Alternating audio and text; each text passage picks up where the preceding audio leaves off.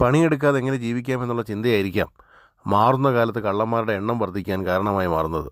തൊഴിലില്ലായ്മ ഒരു കാരണമായി പറയാമെങ്കിലും കേരളത്തിലേക്ക് കള്ളന്മാരെത്തുന്നത് സ്വർണവും വലിയ തുക കവർച്ചയും ലക്ഷ്യം വെച്ചുകൊണ്ടാണ്.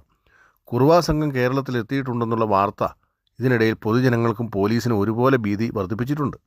എറണാകുളത്തും ആലപ്പുഴയിലും കുറുവാ സംഘത്തിൻ്റെ സാന്നിധ്യം കണ്ടെന്നും എറണാകുളത്ത് പോലീസ് കസ്റ്റഡിയിലായ കുറുവാ സംഘത്തിൽപ്പെട്ട കള്ളൻ ചാടിപ്പോവുകയും പിന്നീട് പോലീസ് പിടികൂടുന്നൊക്കെ നമ്മൾ കണ്ടതാണ്. അതിനിടയിലാണ് ഏറ്റവും ഒടുവിൽ ഇപ്പോൾ കാസർഗോഡ് ഒരാൾ പ്രച്ഛന്ന വേഷത്തിലെത്തിയിരിക്കുന്നത്. സ്ത്രീ വേഷമായ പർദ്ദ ധരിച്ചെത്തിയ അദ്ദേഹത്തിൻ്റെ ലക്ഷ്യം മോഷണമായിരുന്നോ എന്ന് സംശയിക്കേണ്ടതുണ്ട്.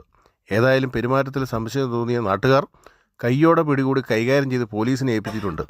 ഏതായാലും ഇത്തരം ആളുകൾ ലക്ഷ്യം എന്തായാലും ഇങ്ങനെ വേഷം മാറി നാട്ടുകാരുടെ തല്ല് മേടിക്കുന്നതിന് പകരം പണിക്ക് പോയി ജീവിക്കുന്നതായിരിക്കും നല്ലത് എന്നാണ് സ്നേഹത്തോടെ പറയാനുള്ളത്.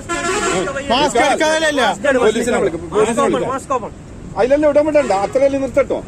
നമുക്ക് പിന്നെ പോകുമ്പോ മാറ്റിയില്ല, പിന്നെ ആണല്ലേ വീഡിയോ ഉണ്ടല്ലോ പേടിക്കാ. मास्क निकल